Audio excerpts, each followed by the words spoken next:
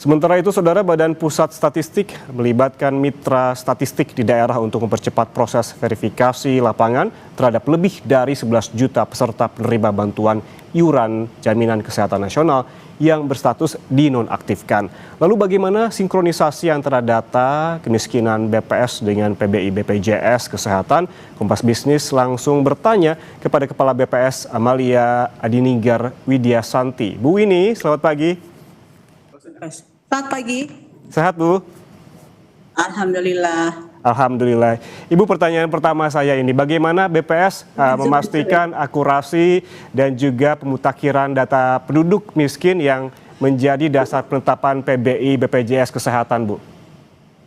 Ya, jadi tentunya sesuai dengan hasil rapat koordinasi antar kementerian, baik dengan Menko PM maupun dengan Pak Menteri Sosial.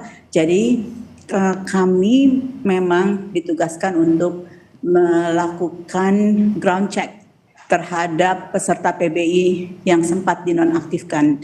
Jadi dalam waktu saat ini kami akan melakukan sekitar ground check 106.153 peserta PBI yang sempat dinonaktifkan, tetapi sekali lagi bahwa yang 106.153 orang ini sudah direaktivasi secara otomatis.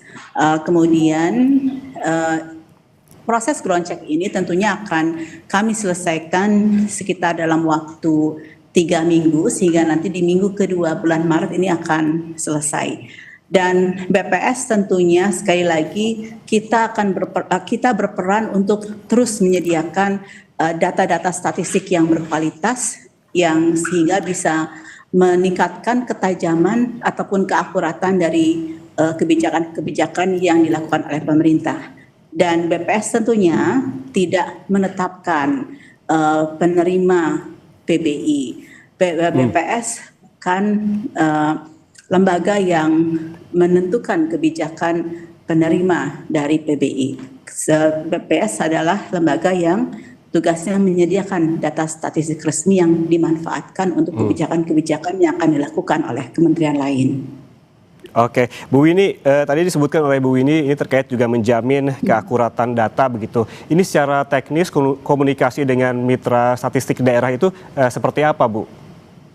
Iya, jadi tentunya BPS adalah lembaga statistik resmi negara yang memiliki kantor di seluruh Indonesia. Kami ada kantor di 34 provinsi yang mengcover 38 provinsi se-Indonesia, dan kami juga ada kantor BPS di kabupaten kota yang berada di sekitar 502 kabupaten kota. Ini tentunya mengcover 514 kabupaten kota seluruh Indonesia, karena ada beberapa kantor BPS kabupaten kota yang memang menjalankan fungsi ganda. Beberapa kabupaten dihandle oleh satu kantor BPS kabupaten kota. Nah, tentunya BPS-BPS yang di daerah ini selalu mengikuti instruksi yang kami tetapkan di pusat. Mereka nantinya akan menjalankan ground check bersama dengan mitra statistik kami di daerah, dan juga dengan nantinya akan dibantu oleh pendamping PKH juga untuk melaksanakan ground check yang khusus PBI ini. Oke, berarti banyak sekali tahapannya agar memang akurasi data tetap terjaga begitu ya, Bu ya. Lalu kemudian ini sebetulnya seberapa sering data kemiskinan ini diperbarui dan apakah cukup responsif menangkap masyarakat yang baru jatuh miskin misalnya karena PHK, Bu? Iya, jadi mohon kita bedakan antara data tunggal sosial ekonomi nasional dengan angka kemiskinan, karena ini merupakan data yang, maksud saya, cara mengumpulkan datanya berbeda.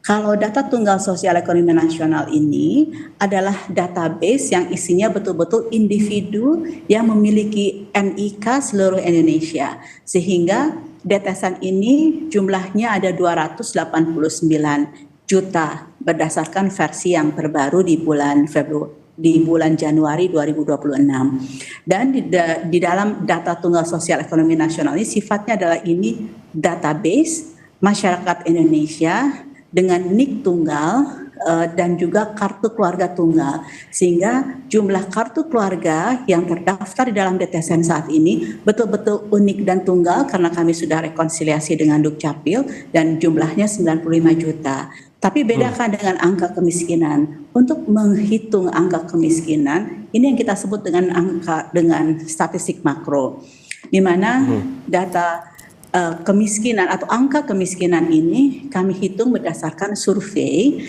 yang kita sebut dengan Susenas, survei ekonomi sosial dan ekonomi nasional atau Susenas, di mana metodologinya menggunakan konsep kemampuan memenuhi kebutuhan dasar atau basic needs approach, dan ini kami lakukan setahun 2 kali.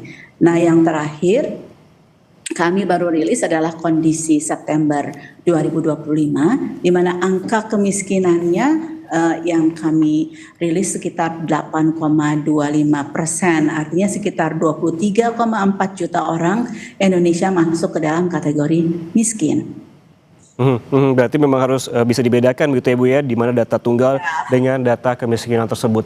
Lalu kemudian Bu, banyak kan keluhan warga miskin yang tercabut dari PBI. Dari sisi data, apa sih penyebab paling umum exclusion error ini?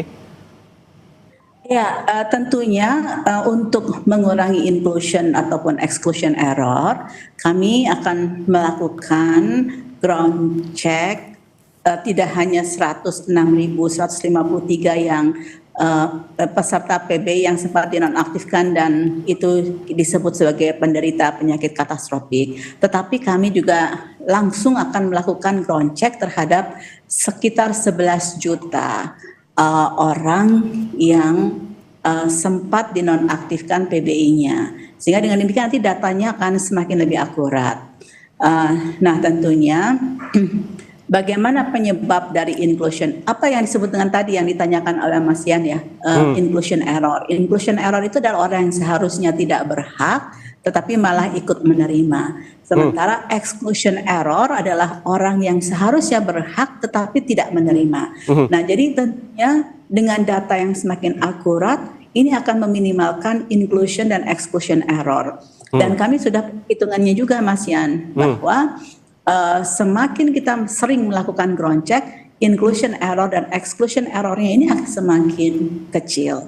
Oke. Bu, ini kalau kita perjelas begitu terkait dengan penyebab paling umumnya, apakah beda penyebab paling umum dari exclusion error ini dengan inclusion error tadi, Bu? Penyebabnya ya salah satunya adalah pertama karena memang mungkin ada dinamika di dalam ekonomi rumah tangga. Itu bisa menyebabkan salah satu penyebab exclusion error. Misalnya yang tadinya mereka hidup cukup, kemudian karena ada sesuatu hal di dalam ekonomi rumah tangganya, apakah karena PHK, kemudian karena ada sesuatu musibah, kemudian mereka kehilangan aset, kemudian mereka tidak mendapatkan pekerjaan. Nah, itu tiba-tiba mereka bisa masuk kepada kelompok yang kita sebut dengan kelompok yang dengan tingkat kesejahteraan rendah. Nah, ini yang mungkin tadinya dia mampu, sekarang menjadi tidak mampu karena ada musibah, itu ada kemungkinan exclusion error.